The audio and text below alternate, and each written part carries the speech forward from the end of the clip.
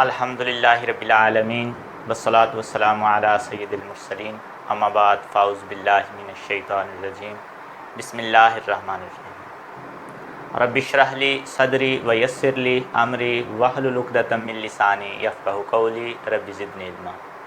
अस्सलामु अलैकुम dear students, उम्मीद करता हूँ कि आप सब खैरियत से होंगे। आज के इस लेक्चर के अंदर हम क्लास 10th के मैथमेटिक्स के चैप्टर नंबर 2 की एक्सरसाइज 2.1 को जो है वो सॉल्व कर रहे हैं और उसी सिलसिले में पहले 5 क्वेश्चन जो है वो हमारे हो गए थे। क्वेश्चन नंबर 6 से हमने स्टार्ट करना है।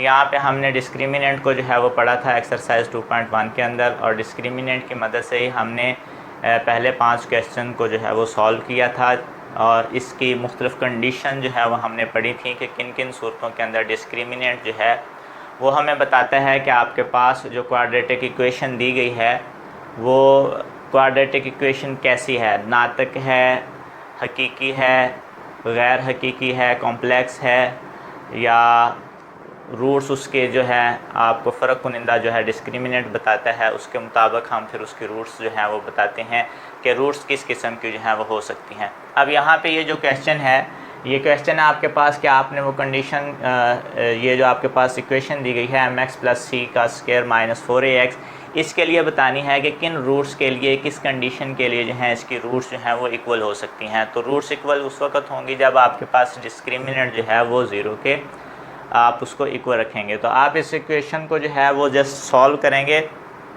और इसको जो है डिस्क्रिमिनेंट की मदद से इसको जो है वो सॉल्व करेंगे। यहाँ पे पहले आपको सबसे फर्स्ट स्टेप के अंदर जो है mx + c का स्क्वायर माइनस 4ax, इस इक्वेशन को खोलने की ज़रूरत है, ओपन करने की ज़रूरत है। इसको पहले सॉल्व करने की, यहाँ पे फार्मूला लगा के ओपन करने की ज़रूरत है ताकि आप फिर इस इक्वेशन में से ए बी और सी की वैल्यू फाइंड आउट करके फ़र्क कुनिंदा जो है वो निकाल सकें। तो ये आपके पास जब आप फार्मूला लगाएंगे तो ये आ जाएगा m²x² यानी a का square plus 2ab plus b का square minus 4ax is equal to 0। अब इसके बाद जो है वो नेक्स्ट स्टेप के अंदर क्या होगा कि आप x² वाली वैल्यू अलग कर लेंगे, x वाली वैल्यूज़ को अलग कर लेंगे और कांस्टेंट वैल्यू आपके पास अलग रहेगी। इससे आपको क्या चीज़ हासिल होगी, इससे आपको फ़र्क कुनिंदा की जो वैल्यूज़ होती हैं b² minus 4ac, b, a और c की वैल्यूज़ का पता चल जाएगा। तो अब यहाँ पे आपके पास x² की वैल्यू के लिए m² है, साथ इसके x की वैल्यूज़ दोनों को इकट्ठा करेंगे तो एक x वाली वैल्यू ये है और एक ये है।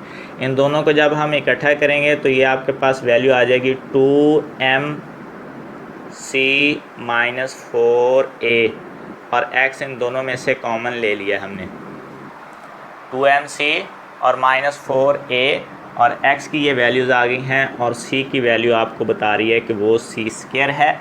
तो यहाँ पे फ़र्क कुनिंदा के लिए जो आपके पास वैल्यूज़ आ रही हैं, a की वैल्यू है m², b की वैल्यू है 2mc माइनस 4a और c की वैल्यू जो है वो है c²। अब यहाँ पे फ़र्क कुनिंदा लगाएंगे आप, b² minus 4ac is equal to 0, b² है आपके पास, यह आ जाएगा 2mc माइनस 4a का स्क्वायर माइनस 4a है आपके पास m² और c है आपके पास c²। तो इसी को जब हम नेक्स्ट स्टेप के अंदर सॉल्व करेंगे तो यही वैल्यूज़ आपके पास यहाँ पे फार्मूला लगेगा, ये आ जाएगा 4m² c² इस पे, और उसके बाद माइनस 2 4 टाइम 8 और ये आ जाएगा 16 m² c² a²। इन तमाम वैल्यूज़ के लिए जो आप फार्मूला बनाते हैं 2ab, तो ये 2ab वैल्यू आ गई, उसके बाद प्लस 4 का स्क्वायर आएगा 16a²। तो ये अलजबरे का फर्स्ट फार्मूला लगाया आपने, a + b का स्क्वायर, a का स्क्वायर प्लस 2ab + b का स्क्वायर, और माइनस के लिए ये माइनस ए का square minus 2ab plus B का स्क्वायर, और यहाँ पे ये वैल्यू आ जाएगी माइनस 4m स्क्वायर सी स्क्वायर। तो नेक्स्ट स्टेप के अंदर यही वैल्यू जो हैं ये आप देखें कि ये आपके पास प्लस में है, ये आपके पास नेगेटिव में है, ये कैंसिल हो जाएंगी वैल्यूज़, इज़ इक्वल टू 0 ही आ रहा है ये। उसके बाद ये आपके पास जो वैल्यू बची हैं, ये बाकी दो वैल्यूज़ बची हैं, इनको आप लिख लें जी 16a square minus 16m square C square A square is equal to 0। इन दोनों वैल्यूज़ के अंदर से आपको 16a स्क्वायर जो है ये कॉमन नज़र आ रहा है, तो ये आप नेक्स्ट स्टेप के अंदर कॉमन ले लेंगे 16a स्क्वायर, बाकी वैल्यूज़ आपके पास बच जाएंगी 1 minus m square C square is equal to आ जाएगा 0। ये वैल्यू जो आपके पास यहाँ पे मल्टीप्लाई हो रही है 0 के साथ डिवाइड होगी तो 0 ही हो जाएगी, ख़त्म हो जाएगी वैल्यू, ये बच जाएगा 1 minus m square C square is equal to 0, और ये आपके पास आंसर आ जाएगा नेक्स्ट स्टेप के अंदर 1 is equal to m square C square. तो इस वैल्यू के लिए जो आपके पास ये इक्वेशन है या आपको रूट्स जो हैं वो इक्वल देगी, यानी आपने ये चीज़ बतानी थी कि वो कौन सी ऐसी कंडीशन है, तो ये वो कंडीशन है जिसके लिए ये जो आपके पास इक्वेशन है, ये जो मुसावात है वो क्या है, आपको इक्वल रूट्स बराबर रूट्स देगी।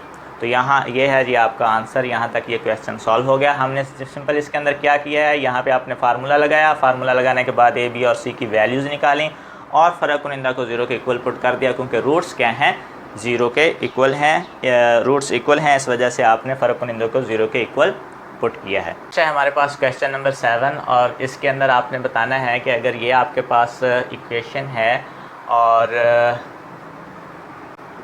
इसके रूट्स जो हैं वो इक्वल, वाकई रूट्स इक्वल हैं, तो आपके पास ये दोनों कंडीशन जो हैं वो आएंगी। तो अब यहाँ पे भी क्योंकि रूट्स इक्वल हैं तो आपने जस्ट करना ये है कि इसका डिस्क्रिमिनेंट जो है फ़र्क कुनिंदा जो है इसको 0 के इक्वल रखना है। आपके पास ये इक्वेशन सारी बनी हुई है, एक्स स्क्वायर की वैल्यू ये है, एक्स की वैल्यू ये है और कांस्टेंट वैल्यू ये है। तो आपने जस्ट क्या करना है, जो आपके पास डिस्क्रिमिनेंट है इसको 0 के इक्वल पुट करना है। तो डिस्क्रिमिनेंट आपके पास क्या होता है जी, बी स्क्वायर माइनस 4ac, इसको लिख लेना है 0 के इक्वल। अब आप यहाँ पे वैल्यूज़ पुट करें, ये है जी आपके पास b की value minus 2 into a square minus b c, ये सारी वैल्यू आपके पास आ गई एज आ बी स्क्वायर माइनस 4 ए जो है ये है आपके पास c square minus a b और 4ac, सी वैल्यू है आपके पास b square minus a c is equal to 0। अब जस्ट इसको सॉल्व करेंगे तो आपके पास ये मुकम्मल जो है वो क्वेश्चन सॉल्व हो जाएगा। यहाँ पे आप इस को करेंगे तो माइनस 2 का स्क्वायर प्लस 4 ही आ जाएगा, और नेक्स्ट ये जो वैल्यू है माइनस बी सी, इसका स्क्वायर आ जाएगा। तो यहाँ पे आपको दोबारा से जो है वो फार्मूला लगाना पड़ेगा, b वाला a माइनस बी के स्क्वायर वाला फार्मूला, माइनस 4 और यहाँ पे इन दोनों को मल्टीप्लाई करें फर्स्ट और उसके बाद माइनस 4 से मल्टीप्लाई करेंगे।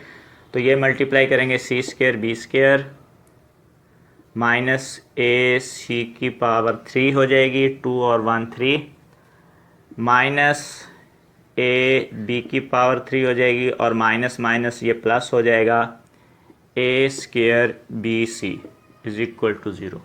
यहाँ पे अब ये आप फार्मूला लगाएं जी, ये आ जाएगा ए की 4 हो जाएगी, क्योंकि ए की स्क्वायर ऑलरेडी है तो स्क्वायर का स्क्वायर लेंगे तो ए की पावर 4 हो जाएगी, माइनस टू ए भी जो बनना है वो अब इस तरीके से बनेगा माइनस 2a बी। ये देखें ए जो था वो ए स्क्वायर था तो लिहाजा ए स्क्वायर ही यहाँ पे आपने पुट करना है और प्लस आ जाएगा बी स्क्वायर सी स्क्वायर, बी का यानी कि स्क्वायर। तो ये फार्मूला टोटल बन गया a square minus 2ab plus b square.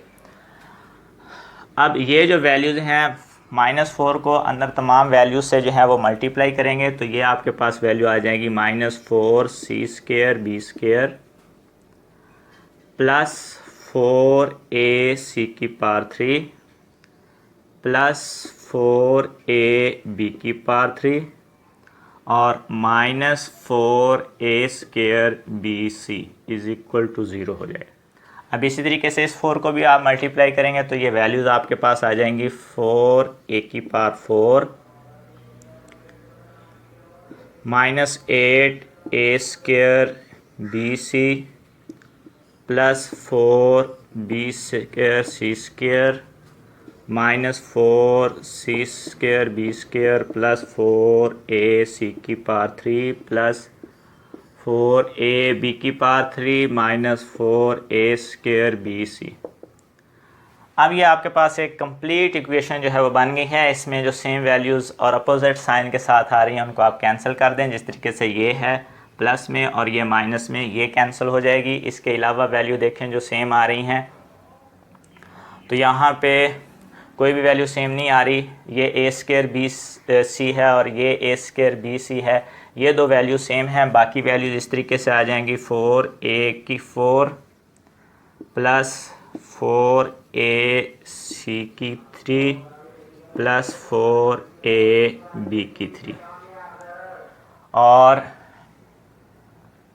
-8 में से -8 और -4 जो है ये आ जाएगा -12a²bc इज इक्वल टू 0। अब आप इस सारी वैल्यू में देखें तो आपके पास जो है वो 4a कॉमन आ रहा है, तो 4a कॉमन ले लेंगे।